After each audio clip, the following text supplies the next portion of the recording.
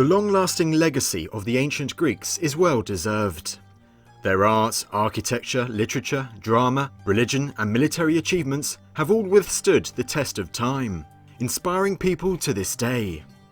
The sheer scale of their colonization is perhaps less well known, but just as significant. From the western shores of Sicily to modern-day Afghanistan, Greek colonists traversed the known world in their search for a fresh start. Such expeditions were fraught with risk. Death and destruction were common fates for many who undertook these perilous journeys. Yet for those that did succeed in settling, it marked a new beginning. Overcoming great adversity, for over 500 years Hellenic cities arose in many exotic places. Bactria, southern Gaul, eastern Spain and Libya, all locations Greek colonists settled. And then there was the Bosporan Kingdom, a Greco-Scythian hybrid domain centred around what is now eastern Crimea. Situated at the edge of the known world and surrounded by powerful barbarian tribes, living in this region was far from easy. Yet, despite these considerable challenges, persistence and perseverance ensured this kingdom transformed from a small collection of dependent colonies into one of the most remarkable kingdoms in antiquity, the jewel of the Black Sea. As the curtain rose on the 7th century BC, Greece was not yet the majestic civilization it was destined to become. When Athens' Acropolis gleamed with marble monuments, or when Spartan soldiers stood supreme in scarlet cloaks. Back then, famous cities such as Athens and Sparta were still in their infancy, a shadow of their future power. In their place, other cities wielded great strength: Argos, Corinth, Megara and Chalcis, to name a few. Yet powerful Greek cities were not restricted solely to the mainland at that time. To the east, across the Aegean Sea, Greek polis dotted the western shoreline of Asia Minor, benefiting greatly from fertile plains and a direct link to the Aegean Sea. No more so was this true than in Ionia, a region famed for its good climate and fertile lands. But having possession of such great natural resources soon attracted unwelcome visitors. In the 7th century BC, these Ionian cities were in constant crisis. Attracted by their wealth, powerful neighbouring peoples, first the raiding Cimmerians and then various Lydian monarchs, invaded Ionian lands, waging devastating campaigns and taking large swathes of territory for themselves. A mass exodus of Ionians soon followed. Forced out of their homes, many fled westwards to perceived safety. The stronghold they were seeking was a city called Miletus, the dominant Greek city in Ionia. Miletus would not escape either the Lydian or the Cimmerian scourge, having its lands pillaged and city besieged. Still, as the city was situated on a rocky peninsula, this formidable fortress did manage to maintain control of the sea. Many in the city saw this as their only avenue for escape. Seeing their crops burnt and communities destroyed, hundreds of Milesian-led Ionian refugees decided to start anew, boarding boats and sailing north. Their destination? The Black Sea. The Greek relationship with this great sea had once been a troubled one. For centuries they had associated it with one word more than any other: danger. Its huge expanse, combined with the ever-present threat of marauding barbarian pirates on more distant coastlines, was enough to deter many. It represented the fearful unknown, shrouded in myth and legend. Io, Heracles, Iphigenia, and Amazons, all mythical characters whom the Greeks believed had wandered these distant lands. So significant was their superstition that it is no surprise many Greeks once called the sea the Pontus Axinos, the inhospitable sea. Go there at your peril.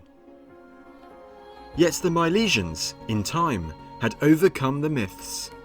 Over the course of the 7th century BC, as the sea grew more and more familiar to them, its portrayal as desolate and dangerous decreased. By 600 BC, no longer did the Greeks call it the frightening Pontus Axinos. Now, they referred to it as the Pontus Euxiner, the hospitable sea. Far and wide, Milesian colonists traversed this sea in their searches for new homelands. From Olbia and Tyras in the northwest, to Phasis in the far east and Sinope in the south, they founded colonies along the length and breadth of its shores. The Milesians selected settlement locations mainly for their access to fertile lands and navigable rivers. One place more than any other suited these criteria: the rough peninsula. Situated to the north of the Black Sea, this peninsula was a lucrative land. Flat, fertile plains dominated the landscape, a farmer's dream. Still, that was not all. To the north of the peninsula was Lake Maeander, a lake abundant in fish.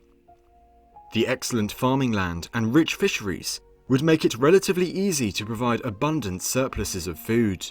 It became the jewel of the Black Sea. At the close of the 7th century BC, Milesian colonists reached this far-flung land and settled, erecting a trading port to take advantage of the peninsula's rich resources. They called it Pantikapaeum. It was not just the economic fruits that attracted the Milesians to this land. Strategically, Pantikapaeum's position gave it great power, dominating the narrow Cimmerian Bosporus, the gateway to Lake Maeander from the Black Sea. And furthermore, the peninsula had one other great bonus to offer. Pre-existing earthworks stretched the length of the peninsula. They had been built by a previous civilization, the Cimmerians, to help defend the lucrative land from the nearby Scythians seeking tribute. By 600 BC, the Cimmerians had long departed these shores, yet the wall remained, a great bonus for new colonists. Economically and strategically, the peninsula was a powerhouse. Prosperity soon followed, and not just for the rough peninsula. Back in Asia Minor, Miletus reaped the rich rewards its colonies provided, becoming the chief ornament of Ionia. Yet its hegemony could not last.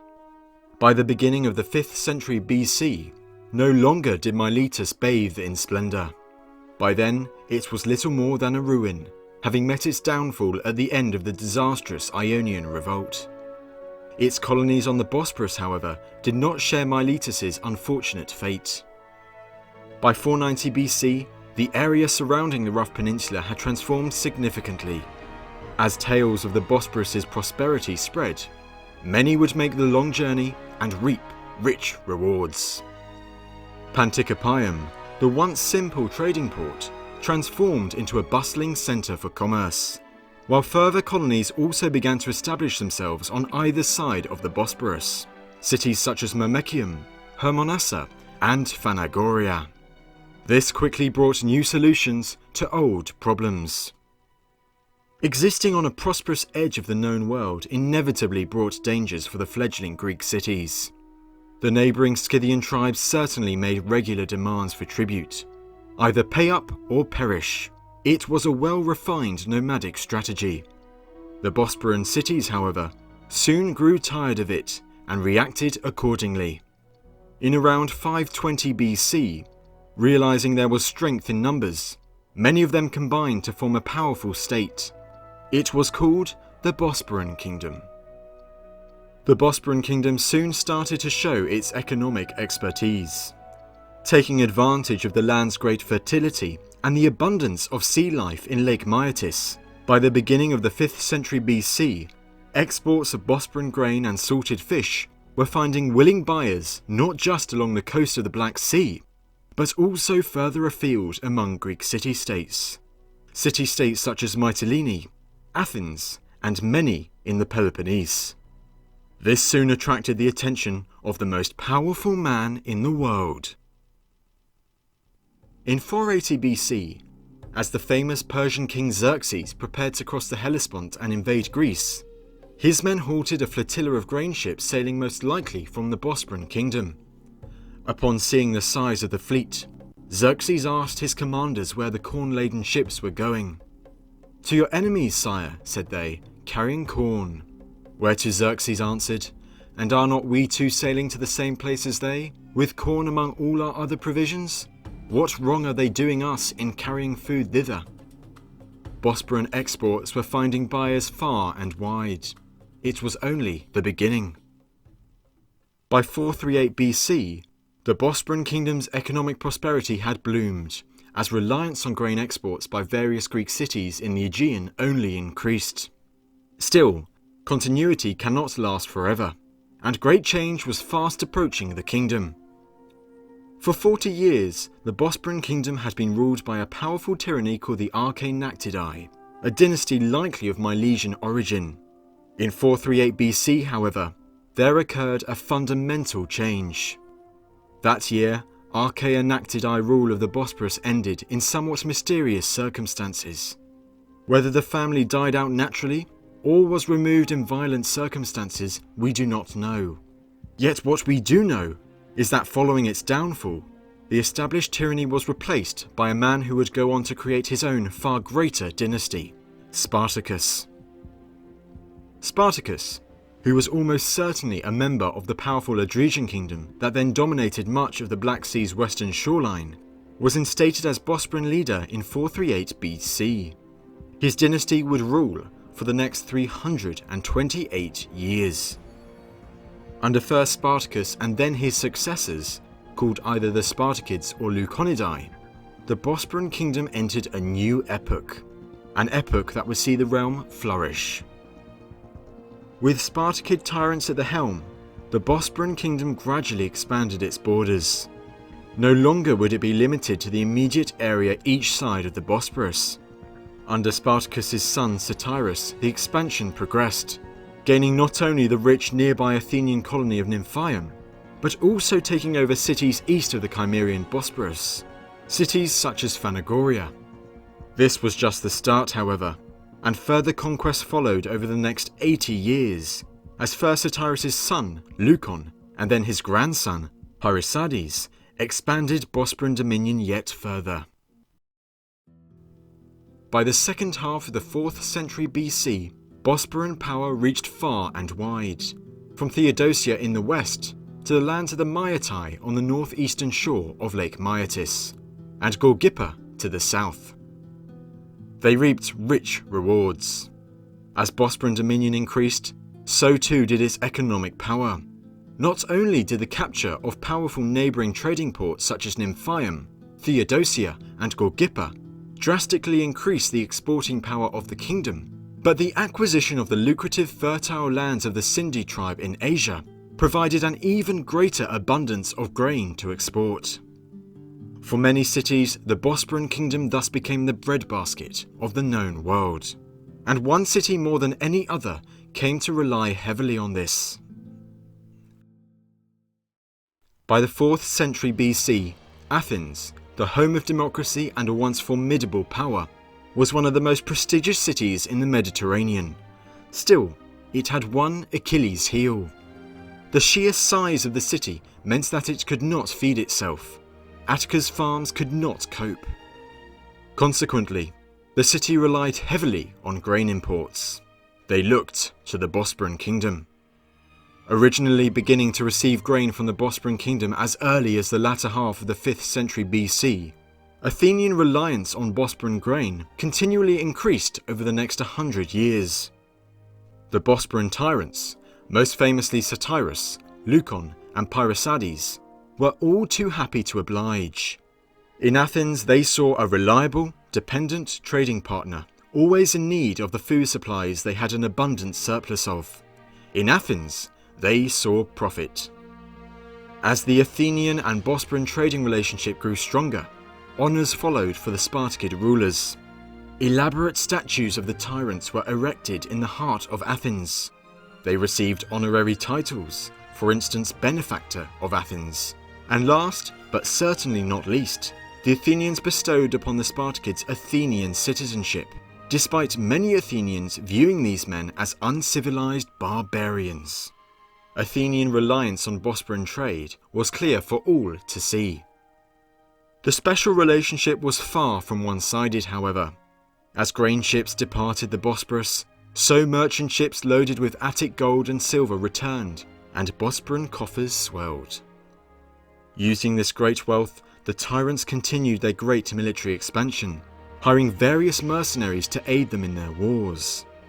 Greeks, Scythians, Thracians and Sarmatians, we can presume the conquering armies of Satyrus, Leucon and Pyrrhosiades contained all. Yet Bosporan economic might was not used solely for military purposes. As the kingdom's power continued to grow, further Bosporan settlements were founded throughout the domain and developed into new, prosperous ports. The kingdom that was once a collection of Greek colonies was now establishing profitable settlements of its own. Throughout this golden age, happening when many once mighty states experienced rapid decline, the Bosporan Kingdom thrived. By 311 BC, the Bosporan Kingdom's power must have been awe-inspiring, the jewel of the Black Sea. Yet no kingdom enjoys endless immunity from instability. No golden age can last forever. Within a year, the kingdom's seemingly stable society would descend into a fratricidal civil war that would shake the kingdom to its core. Turmoil loomed. Thank you for listening to this audio on the Bosporan Kingdom. Part 2 on the Bosporan Civil War will be out in the next couple of weeks. Until then, goodbye.